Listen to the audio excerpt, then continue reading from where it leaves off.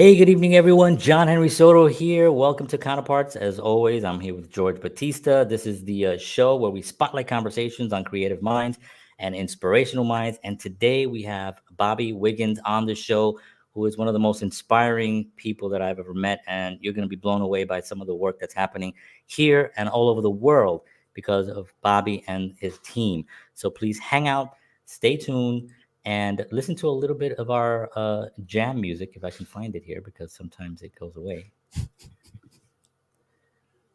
All right.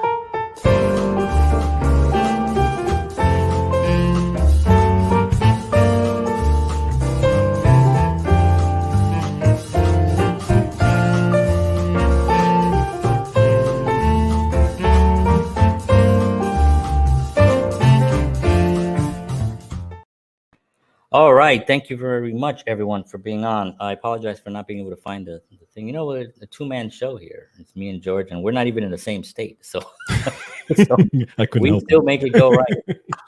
But as I said, Bobby Wiggins is on the show, and we're very excited to talk to Bobby. I don't want to take too much time because you know how sometimes I go off. But we want to just talk to our, give some love to our sponsor, George. We're gonna turn it over to you, and then we'll get ready with our a great conversation. Thank you, sir. So, as always, the Counterpart Show is brought to you by Wellness Resources, a family owned and operated nutritional supplement company providing the highest quality, clinically formulated supplements since 1985. Find out why Wellness Resources supplements are the top choice of health conscious individuals around the world. Go to myvitaminresource.com. And if you enter the promo code Counterparts, you will get free shipping on all orders. All right. So let's talk a little bit about our guest. And I'm excited today because it's going to be an amazing conversation and we're going to really learn some really good stuff here. So for 40 years, Bobby Wiggins has worked with the Narconon Program, helping thousands of people recover from drug and alcohol addictions. Recovering from his own addictions using the program, Bobby has accomplished a lifetime's worth of work, helping others, including reaching over 900,000 school children with live drug education presentations on 5 continents. Audiovisually, he has also reached over 13 million school children in over 11,000 schools throughout America. He was invited to speak at Britain's House of Lords to educate members of parliament on substance abuse and has trained agents for the Drug Enforcement Agency of the Philippines to deliver the drug education curriculum to students throughout schools in Manila. Currently, Bobby is working with the youth detention centers and other youth groups in various areas in Florida to change the perception of drugs in our youth. And I am very happy to have him on this program. So, ladies and gentlemen, without further ado, Mr. Bobby Wiggins. Woo! All right. Hey Hello. guys. How are So you? thanks for attending the show. I'll try to make it as interesting as possible, and I will definitely laugh at John's jokes for sure. You might be the only one. Yeah. An audience of one is all I need. That's what my mama always told me. But we're very, very excited to have you on the show. Some of your statistics are just unbelievable. The 900,000 school children. Also, audio visually, over 13 million school children in over 11,000 schools throughout America. I mean, I mean, these are stats that are just incredible. So we're so honored to have you on here. Thank you. We appreciate your time. George usually does the official questions because he's really good at like being more. I like to kind of free flow a little bit with what's going on. So I'm going to turn it over to George so he can start with our first question to you, and then from there we're just going to fly. Absolutely. Well, again, thank you so much for coming on and the amazing work. You know, as I dived into all your work and what you've done is just absolutely incredible. So I want to find out about you first. I want to find out, about your history, about what you went through, and then how this program helped you in your life. Well, shockingly, I started taking drugs at 11 years old, believe it or not. I had an older brother, 14 years old, who was smoking marijuana, smoking weed. And at the time, I was experimenting with alcohol with a friend of mine. That later on led to alcohol and marijuana. Somehow I made it to college. Don't ask me how that happened, but I made it there. And then the real drug use started. Amphetamines, barbiturates, amphetamines to stay up and take tests.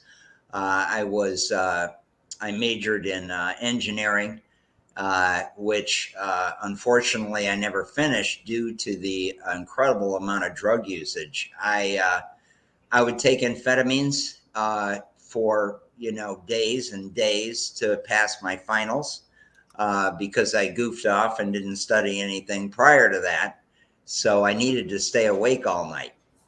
That led to a minor addiction, and alcohol was the thread throughout it.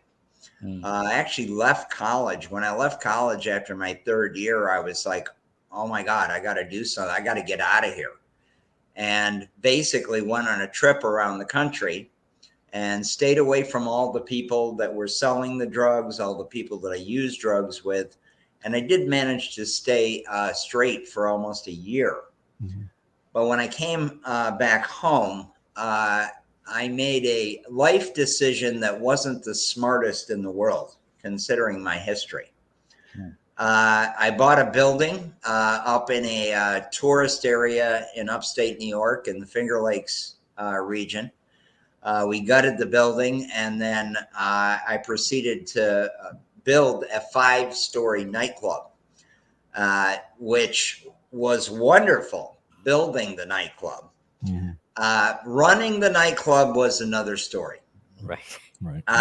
It turned out that some of my customers were very big cocaine dealers, as well as other things. And basically what they did, it's kind of interesting because this little synopsis that I'm about to give you is basically how it's done across the country.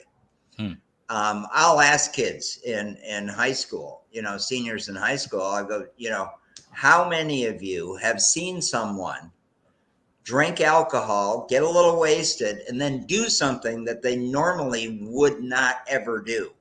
And you'd be amazed. In those high school classes, almost every hand is in the air. Right. It's something that we've all seen. It's something that we've all experienced, a friend or relative using alcohol, and then all of a sudden they're doing all kinds of crazy stuff. Well, the drug dealers know that. And that's one of the things I explain to the kids. They absolutely know that it's the perfect place to get new customers. Mm-hmm. And I had one customer that would come in, his name was David, and he'd come in about 7:00 at night and he'd put $100 bill on the bar, which in 1975 was a lot of money. Mm-hmm. And he'd say, give the bar a drink. And then about 20 minutes later, another 100 would come on the bar and say, give the bar a drink.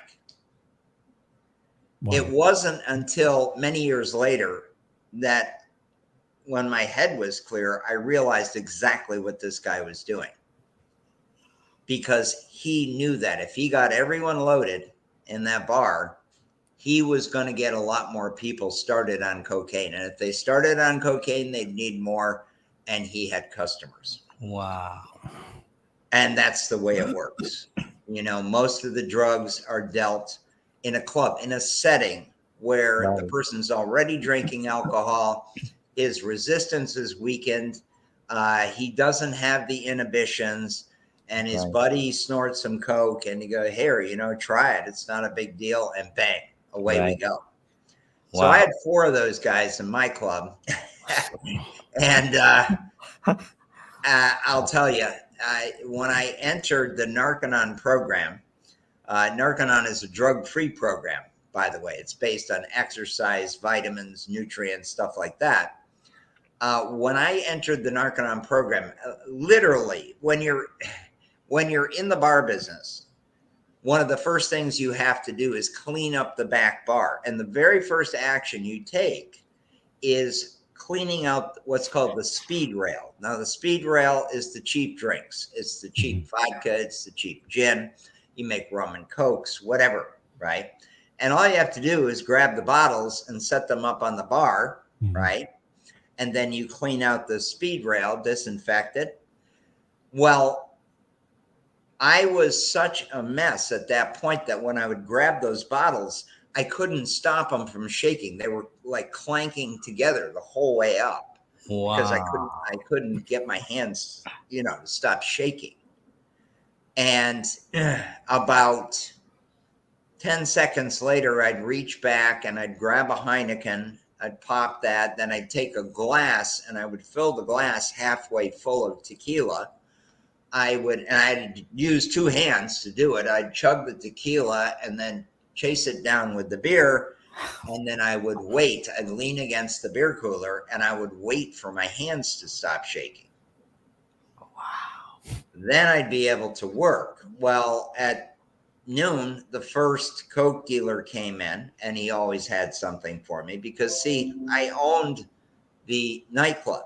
So they knew if they kept me in cocaine, they had free range in my club. I didn't realize it at that time, but later on when I was doing the Narconon program, I was like, oh my God, that's what he was doing. Wow.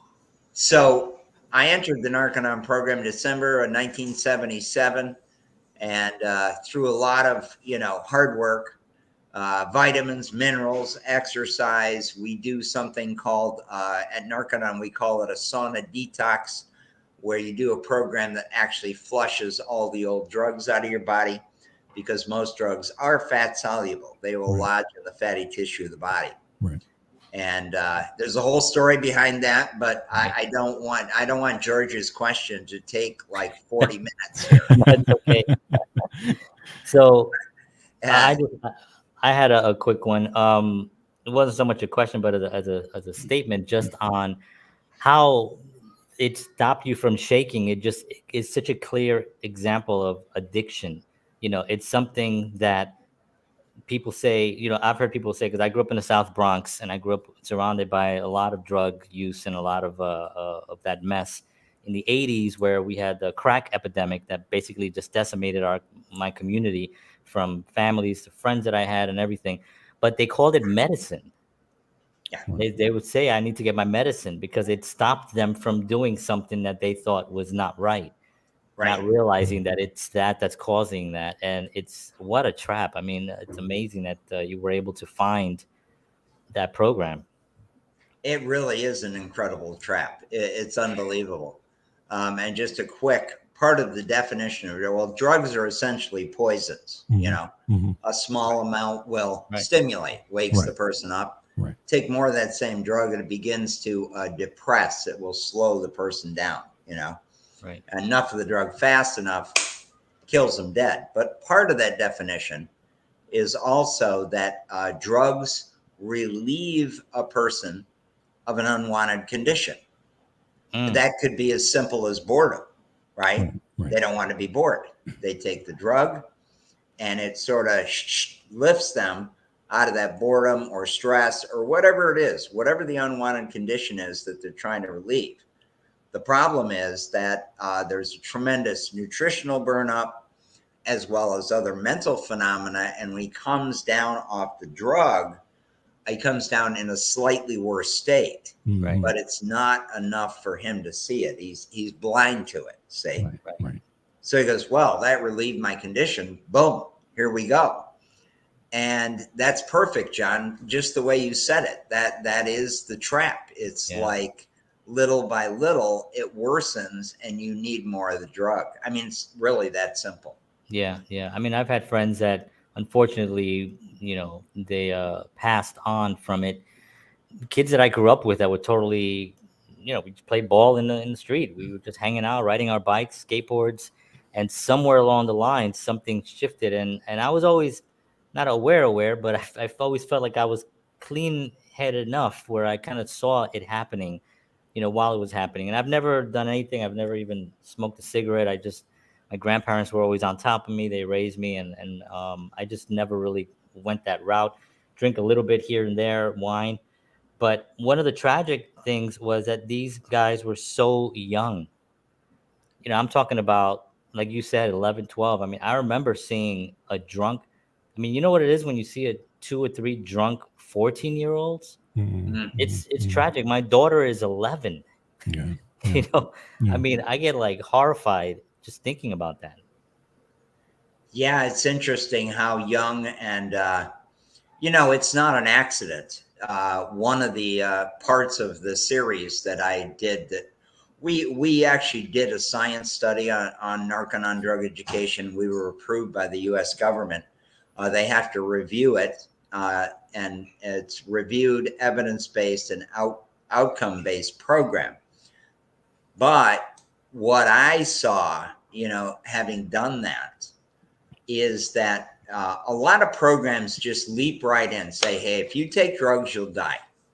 Well, I lost 5 friends who did die from substance abuse. But that is so unreal in the big picture. Is basically you have to educate the kids on, okay, why you don't take drugs. Not like, okay, I'm going to take them and I'm going to die, right? Right. You have to educate them on, okay, what it actually does to you physically, mentally, emotionally, and even spiritually, what happens. And it's funny, if you do it correctly, you lay it out, then this happens, this happens, this happens. The kids that I'm talking to, they've seen it. They've seen the exact thing, the exact pattern that I'm going through. And so it's like, boom, that's what gives it the credibility. Right. And if it's got credibility with the kid, bam, then it'll have an impact. Right. 'Cause it felt like that whole Just Say No campaign thing was just so, I don't know, it just didn't have any substance behind it. It didn't have any, what you just talked about, the sequence of how it actually happens. Just say no is like, okay, kids are hearing their parents say no to everything a million times, growing up. So anyway, sorry, George, I'll give you a chance. No, that's okay. So one of the things, and you've talked about, I've seen some of your videos, and you've even talked about it here on, why someone would take drugs, why, what are some of the reasons why people would do it. Okay. And specifically, I'm a big proponent of personal responsibility and, and confronting these types of things or whatever issues you have. There is this notion out there for a long time, obviously, that people who are addicted to drugs or alcohol or whatever, that it just happens, that they were, whether they were born with an addiction or they somehow they have this imbalance or something, that type of thing. Can you address that notion? Sure. And I mean, the fact of the matter is, having 45 years in Narconon, it knows no bounds. I was blown away when we were in Hawaii. So we went into the state of Hawaii to do the science study. I met an older couple who told me the story of their 28-year-old son who had never taken drugs in high school, had smoked very mild, little bit of marijuana through college, got a good job, would maybe occasionally, once every 3 months or so, his friends were smoking marijuana at a party to have some. And his friend at work, he had 2 kids, a wife, 27 years old at the time. And his friend introduced him to some methamphetamine. Says, hey, it keeps me up, keeps me active.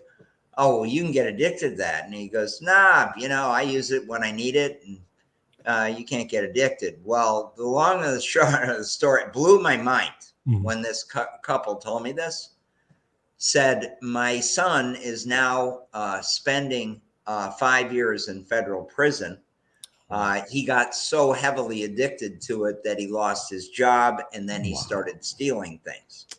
And he got caught, and the next thing you know, he's in federal prison. His wife and 2 kids are, are left alone. Right. And there's a guy, and I just looked at them. I said, you just explained to me that this can happen to anyone. That's right. You just have to be in the right circumstance, the right place at the wrong time or whatever. Yeah. You know? Yeah. And that's what I found at Narconon. Blows my mind. I had to get a guy off drugs who was a Mormon bishop. A Mormon bishop. Wow. And he got addicted to painkillers because they're legal. And then all of a sudden, he can't get enough. And so he's on the street and he's getting it. This is a Mormon bishop. Guy was the nicest guy in the world. Again, wife, 2 kids. It just like, it has no bounds. Yeah. You know? Yeah, Right. Absolutely. The person either like wakes up at a certain point and goes, wow, Right. I got to do something fast. Yeah. Or they don't. Right. And if they don't, I've seen it go both ways. Okay. And Wow. it's unbelievable. Anyway, I hope that helped to answer your question. Definitely. Yeah, absolutely. And that the personal responsibility that George just mentioned, you know, you get to the point where you're not even seeing that, you don't even see that you're not taking personal responsibility. That doesn't even occur to you. You're just Correct. trying to, like you said, you're trying to resolve something. There's something that you need to handle, and you think that this chemical is going to do that. Maybe, and this poor guy now in prison, losing his family, it just proves that he took responsibility at some point. He went to school, he got married, he had kids, he had a job. So he was taking responsibility, and just boom. Yeah. That's it. Amazing. I wanted to ask you a question about in recent years, the legalization of marijuana and all the stuff that's going on in that area. It seems that it seems like the whole country is going that route, unfortunately. What are your views on that? Well, in the first place, it's kind of interesting. My son works in Los Angeles, works in an industrial area, and they decided to do a little campaign it was a legalization of marijuana. It was already legal, but they were going to have these shops down there. And they thought, well, we can at least go out and do a petition. They were blown away by the percentage of people who didn't want that in their neighborhood. Right. They did not want weed. They did not want these dispensaries. It's just, to me, they get very clever on getting that stuff passed in areas. You know, they either do it at 11 o'clock at night, and they make sure they got their guys there. And it's like, it really is incredible. I mean, Denver, which was one of the first, they have a massive campaign going in Denver by the citizens going, this has to stop. This is crazy. And then they run the same lines across the country that are just absolute lies on the whole thing. The crime rate goes up. Kids do die because the THC content in marijuana, the last time I smoked marijuana was 1977. The THC content was about 3%. That was strong marijuana. Today, it's running 15 to 48%. Well, 48% is 16 times more potent for the same thing. So the kid smokes one joint or one marijuana cigarette, and bang, the amount of THC. When I was in London, I'll just tell you this. When I was in London, they had already opened up what were called cannabis psychosis centers. You can look it up. Oh my gosh. And there were several of these cannabis psychosis centers around London. And the reason for that is that with that THC content, they had something called skunk weed in England. And the THC content was out the roof. And I'm telling you, these guys would come in. We were getting heroin addicts off drugs. And we're like, what's wrong with that guy? And the heroin addict, who's now been straight for 3 weeks, turns around to us, goes, oh, it's skunk weed. They go crazy. And so we're sitting here with us like, and then they deny it and say, oh, it's not true, and blah, blah, blah, blah, blah. I'm telling you, if you look it up, literally, they had cannabis psychosis centers where the guys had to go in and get handled. So, my God, by legalizing it, we're sending the message to millions of kids that, hey, it's okay to do. It's legal. It's not a big deal. Right. Anyway, that's my Yeah. viewpoint, and many others, by the way. Yeah. and and this is why this education is so important for people Right. to get, because that's when you have to really educate these kids on what it actually is. And the fact that they're being lied to, I mean, it's such a suppressive thing that's happening. You know, you get these organizations, and you're right, it is sneaky, because I remember one opening up when I was in Jersey. I don't remember it even. I was in real estate in New Jersey, so I knew a lot of the properties that were being rented or whatever. I had a listing of those, and one place that I didn't know where it came from, but boom, there they were. They kind of hide in the vaping, the whole vaping thing, which Yeah. is also Sure. a horrible thing to do. But it's an amazing suppressive thing that, George, for instance, he was addicted to Flintstone vitamins for years, and we had to. It was a severe. No, I'm sorry. That was a rough one. That was a Yeah, it's rough one. tough. He went to the My Bedrock Clinic, gosh. and he. If Fred was the one that was really potent. That's the one that Exactly. got That's you. it. That's the one that Got got him. me. Yeah. Yeah. And our thanks to the Bedrock Clinic for getting him, getting him the help he needed. No, but but seriously, what are your thoughts about? And I don't want to get into conspiracy stuff, because George and I are sometimes we get into stuff because we know the facts, we know the truth. We actually go in and we research. We don't watch the news. We actually see the feet on the ground. We actually know what's going on.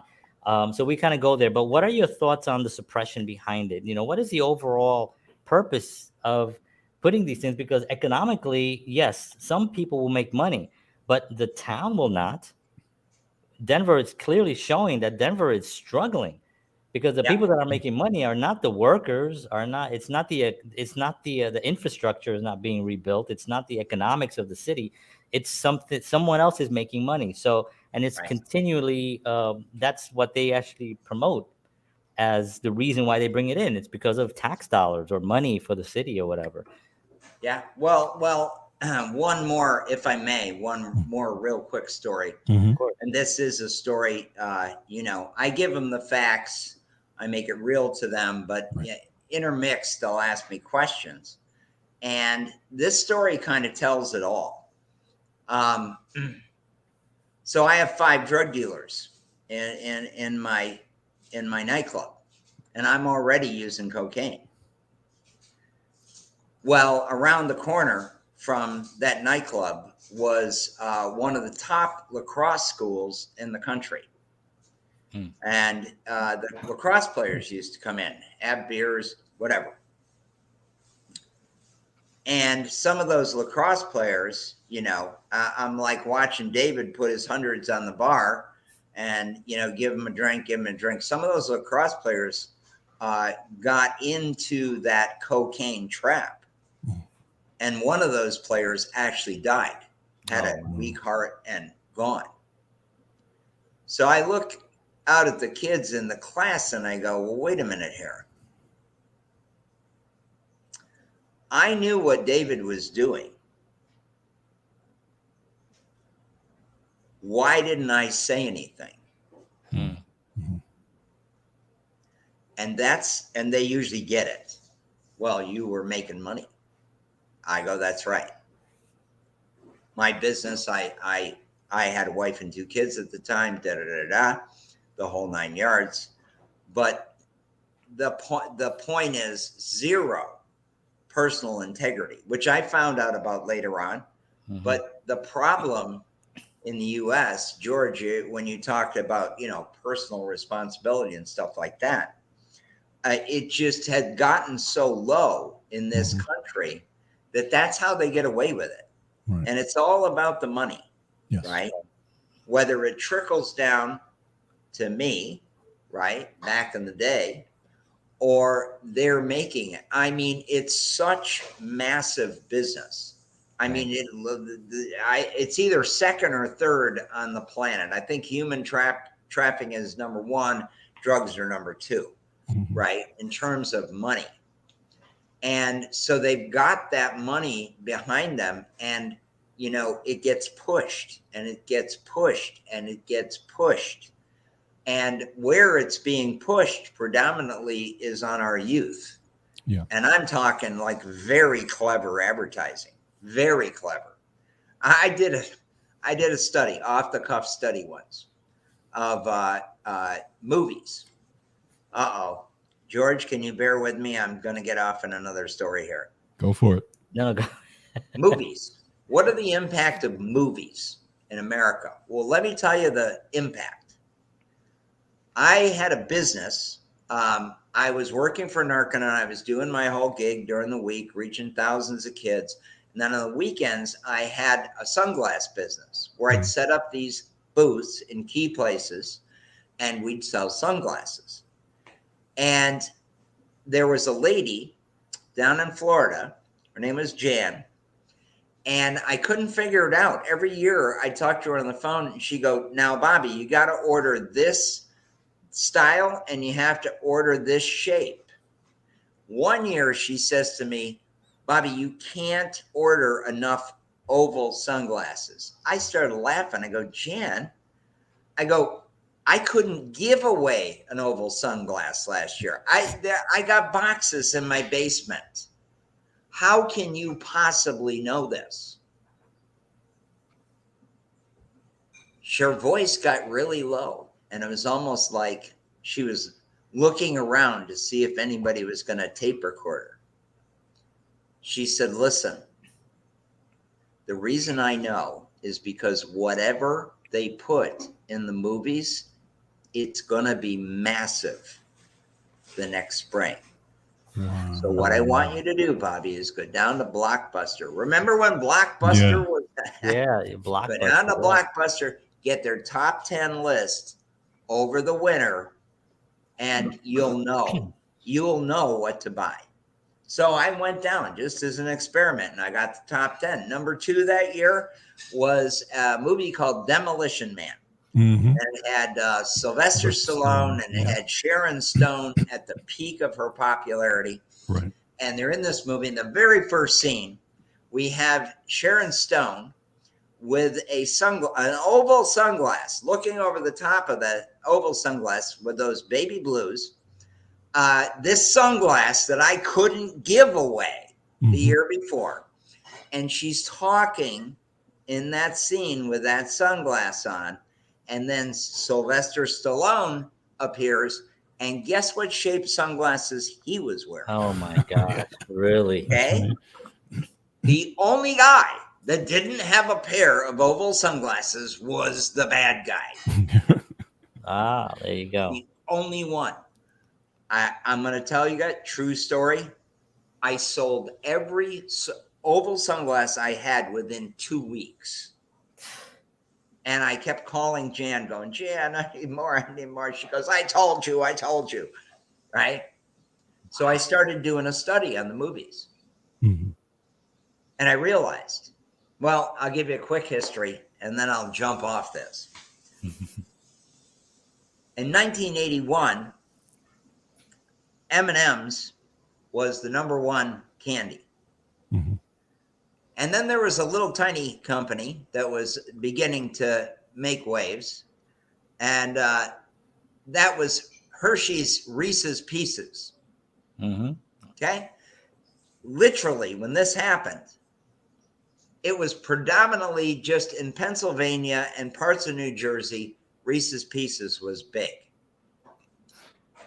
So this guy's making a movie. He calls up M&M's. He says, listen, I got a great place for you to put your M&M's in this movie. You guys want to do it? M&M's like, no, we're too big. I know the movie. Okay. So they pick up the phone. They call Reese's Pieces because they're very similar to M&M's. So listen, we got a great place for you to put your Reese's Pieces. Like, yeah, we'll do it. Right. Mm-hmm. Reese's Pieces placed their product in this movie. Within 7 months, Reese's Pieces caught M&M's in sales and passed them. Wow. You ever see the movie E.T.? Absolutely. That's right. Not only, not only a film, but actually one of the biggest films of all time. Of all time. Yeah. That's right. Yeah. Well, the movie industry learned from that. There's another one that happened real recently. I'll just give it to you real fast. On the year 2000, you could not find a Mini Cooper in the United States of America. I was over in England and I was like, Mini Coopers everywhere. They just don't sell them here. They're not a thing. Mm-hmm. In 2004, Mini Cooper's sales went completely through the roof. Have you guys ever seen a movie called The Italian Job? Oh yeah. Yeah. Yeah, that's right. Wow. Just for the research, go back and watch that movie. Mm-hmm. Yeah. It's phenomenal. It's like it is an all flat out commercial for Mini Coopers. How they handle, how they corner, they do the bank job, they do the big job in the subway with it. It's like, it's amazing. Wow. Sales, boom, out the roof. So the thought occurred to me, if it works for all these products, why wouldn't it work for drugs? Right. Right. Mm-hmm. No different. Yeah, Right. You're right. Right. You know, when you look at films from the 40s, everyone had a cigarette. That's right. Everyone had a cigarette. Yep. That's correct. And then you look at everyone who was smoking. Everybody was smoking. Smoking was just a thing. You know, Philip Morris didn't even talk about. You know, there was no sign of cancer. It wasn't even anywhere written anywhere. Well, they said it was actually good for you in some of these commercials at that time. Yeah, there's the one with the doctor on it. Right, exactly. My doctor recommends Camel. Yeah, exactly. I'm like Exactly. wow. Well, just very quick, in 1990, I decided to read. There's a website you can go on to find out how many times a product was placed in a movie.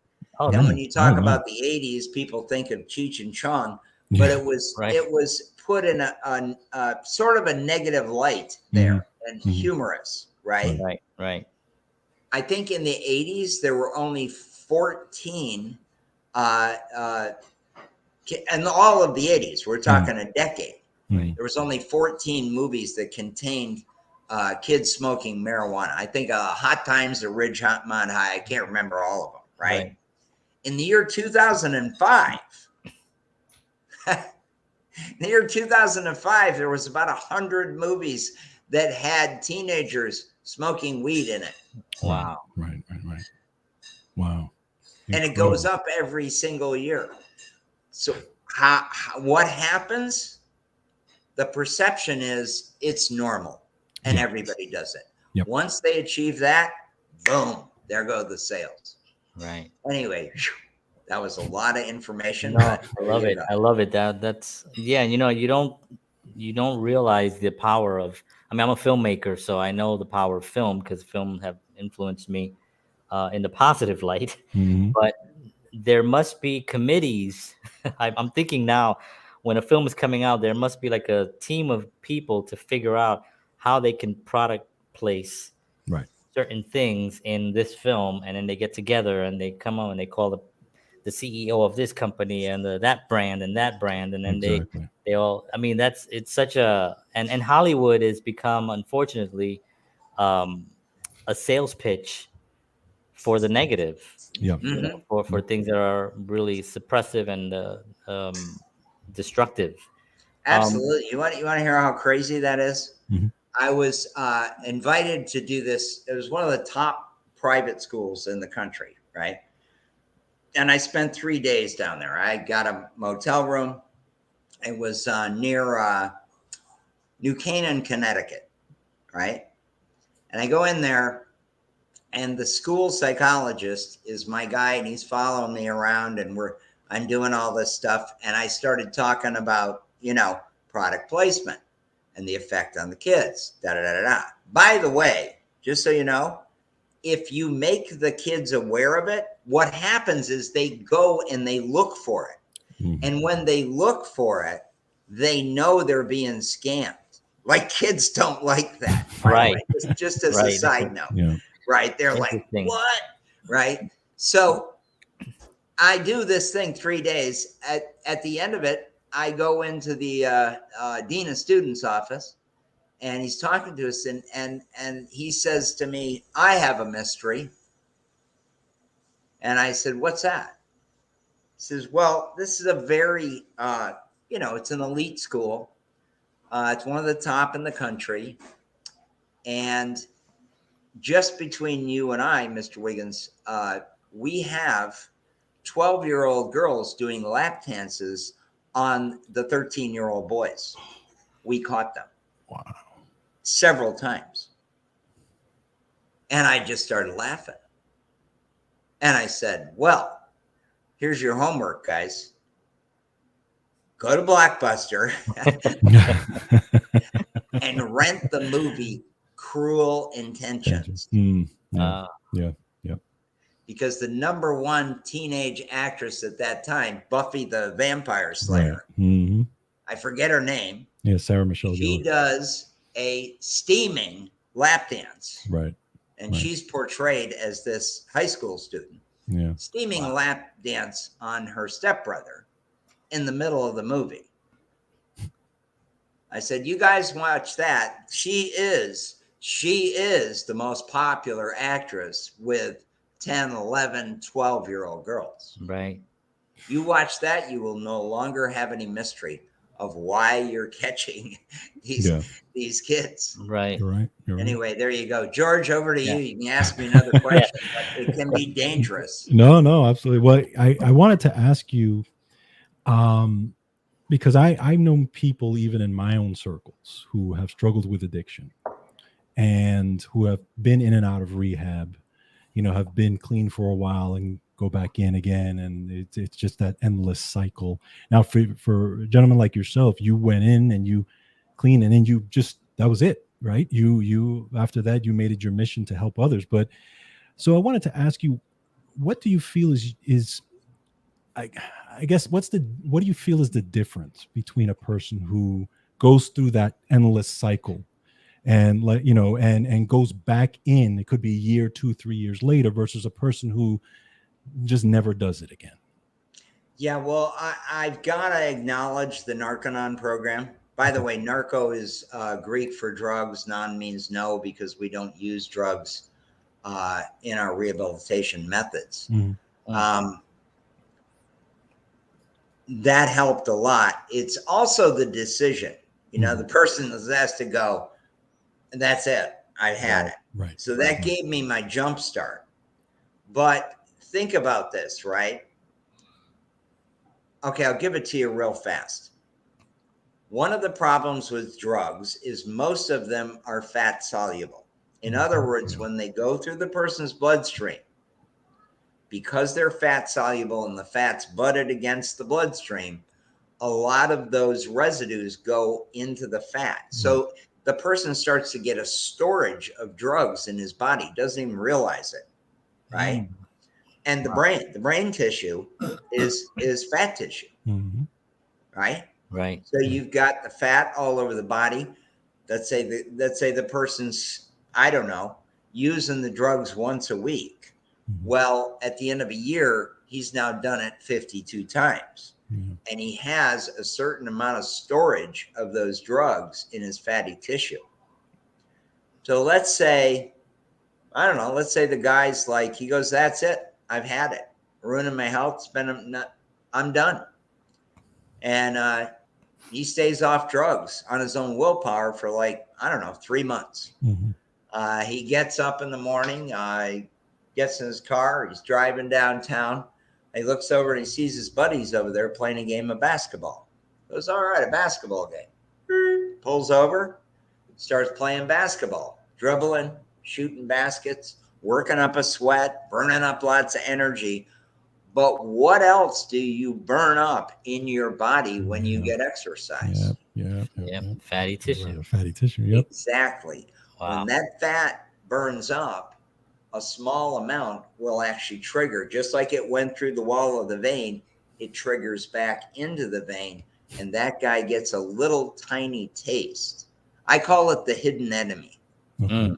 He's got a little tiny taste of it, right?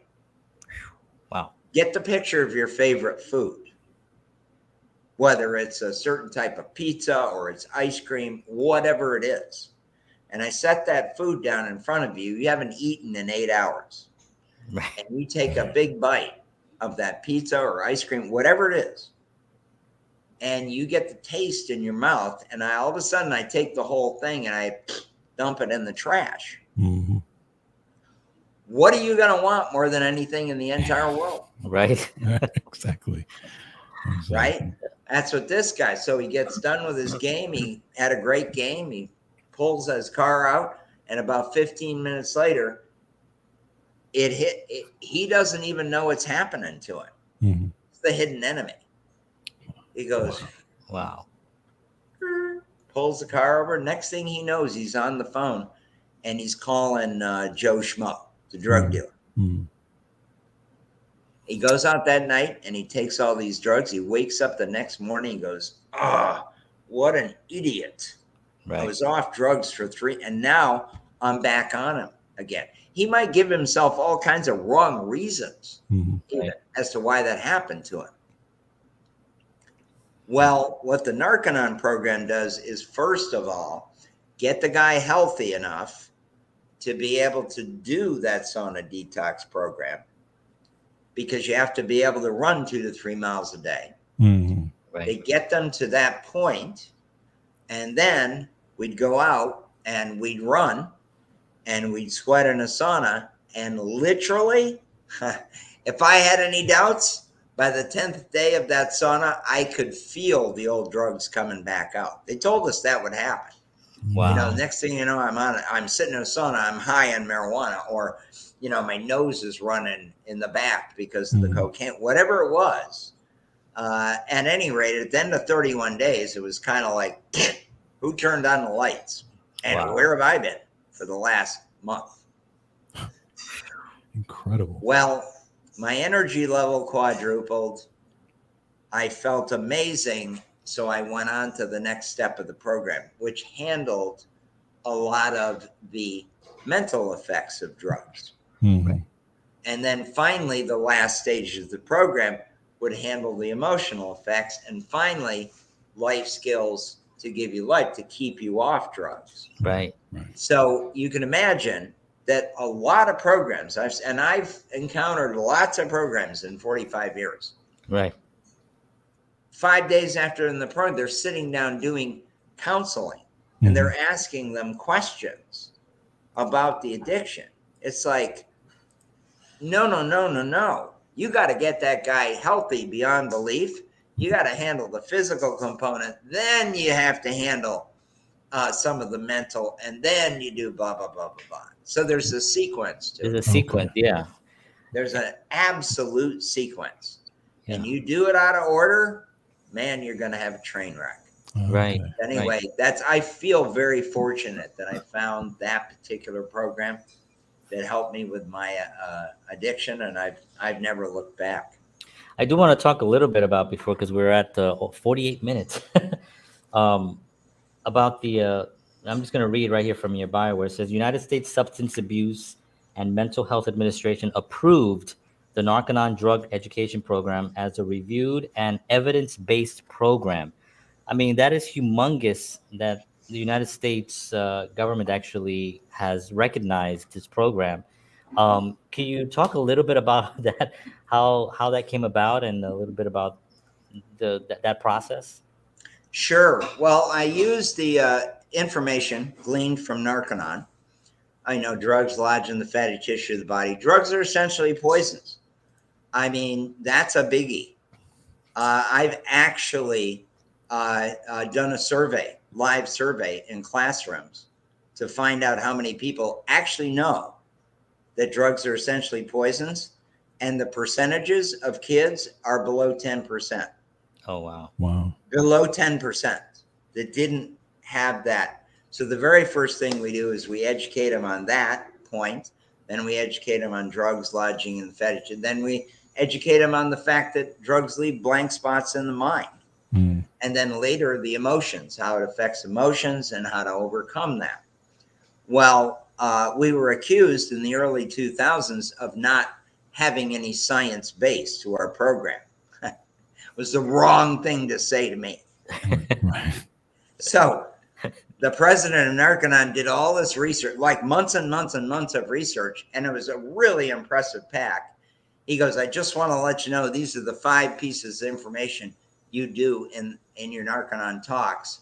And I opened up the page, and there were reams of published science on each one. Wow. Blew my mind. I'm like, you're kidding. And it would have listed out all the science papers, published medical journal, blah, blah, blah, blah, blah, the whole thing for all 5 of them.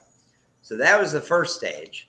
And the second stage was to take a team of presenters into the Hawaiian Islands.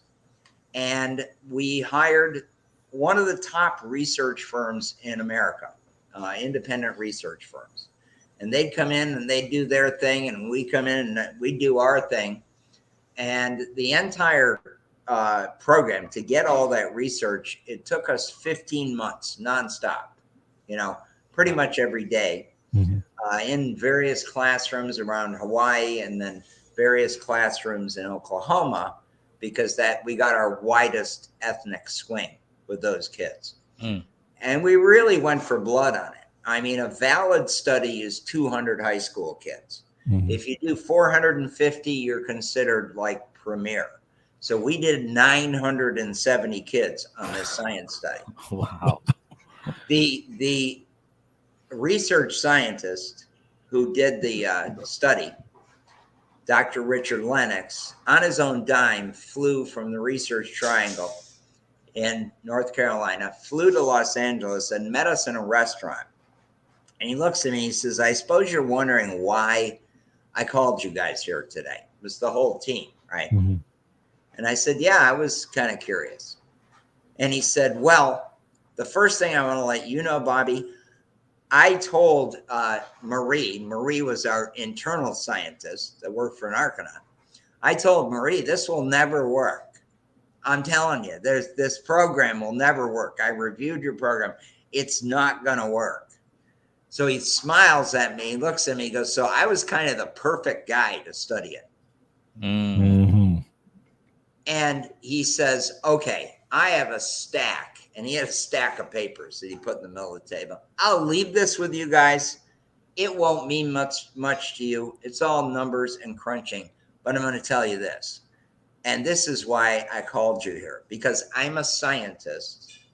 And scientists don't say these things publicly because we're scientists. Right.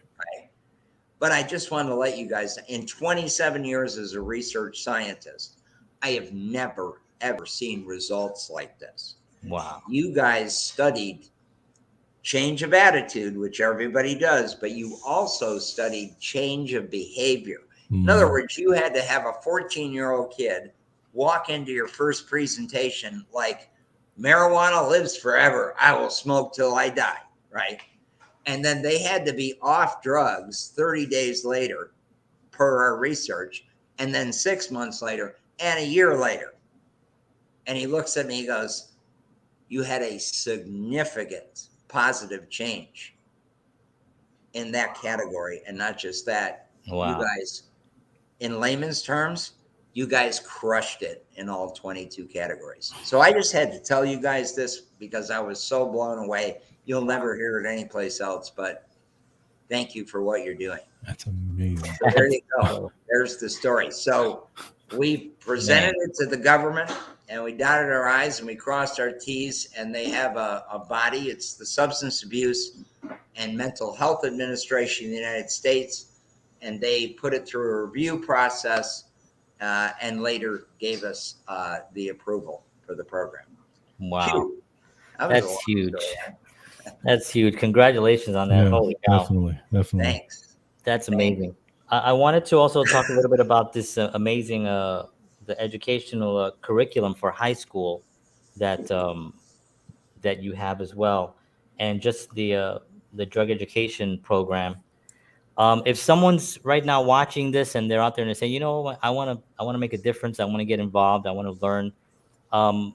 How can they actually? What's their first step that they should take in order to become certified? I don't know if if they get certified or training to actually go out and deliver these programs. My wife's a high school teacher, George's wife is a teacher, right? I think Mhm. she's retired, Mhm. but she's a teacher for her whole career. Mhm. So it's something that's definitely important to us. What would be their first step? Well, the first step is you could request the program. Fortunately, we paralleled everything audio visually, right? Okay. And Mhm. so we have an audio visual kit that has every single presentation that was in the science study. And we have a little workbook that the teacher can actually follow along. Like you do Oh, this, wow. you know, A, B, C, D, Okay. and can actually, I forget the name they call it. It's, uh,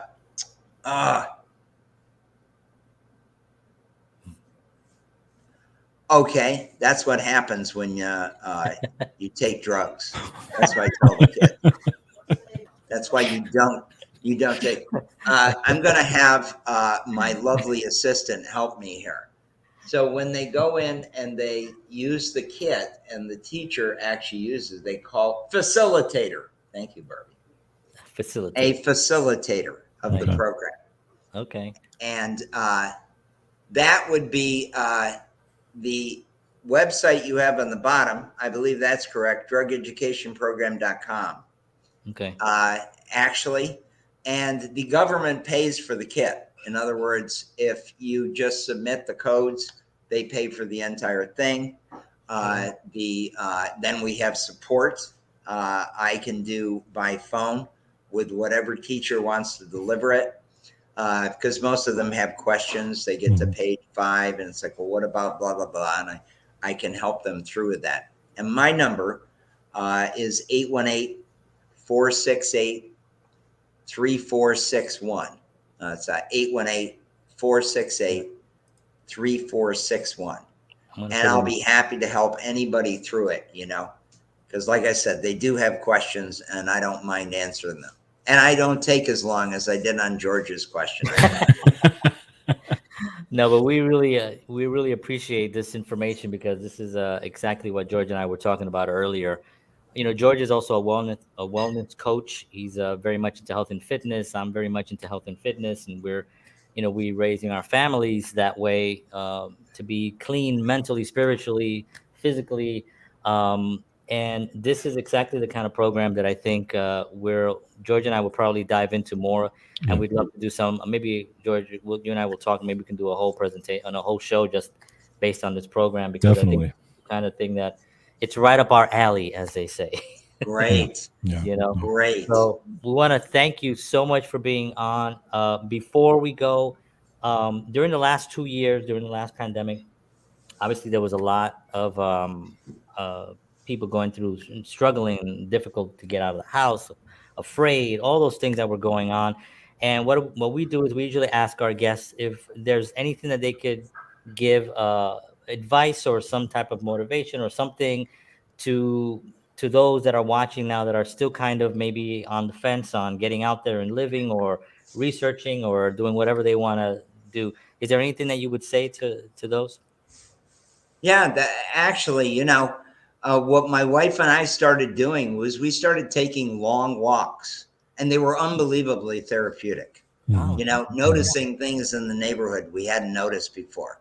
And we would walk for blocks and blocks and blocks. yeah, And it was awesome yeah, because it revitalized us mentally. Mhm. It revitalized us physically because, like you said, everyone was tied to the couch. right. Right. But Right. that I found is so amazingly therapeutic. Just get out and take a walk. Walk Yeah, 20 minutes that way, 20 minutes back. Notice some things you haven't noticed before. You'll be amazed. yeah. Yeah. And that's one Absolutely. of the things I loved about living in New York was I did a lot of walking in New York. Mhm. Unfortunately, I live in Nashville now, where we don't walk as much, but we do have some beautiful parks here where we walk in. So, thank you so much. I have somebody said would love that. Yes, Rachel, definitely Nice. walking is something that is really important, and it also just gets you destimulated from whatever you're stuck in because you're focusing out there as opposed to being in the house and looking at Netflix. You know, if you're dreaming about that sound in Netflix, dun dun, you know, the beginning story, Right. you know, it's like, all right, time for you to go take a walk. Yeah. All right, Bobby Wiggins, thank you so much for being on the show. It was a pleasure. We'd love to have you back again Absolutely. Absolutely. anytime. We're available here, and we'll definitely be taking this episode and chopping up these golden nuggets and putting them out there for people. And just once again, I just want to show real quickly again the site where you can get some information, as well as the Narconon program. If anybody has any questions, you could always email us as well or message us on any of these platforms. We're on 8 different platforms right now.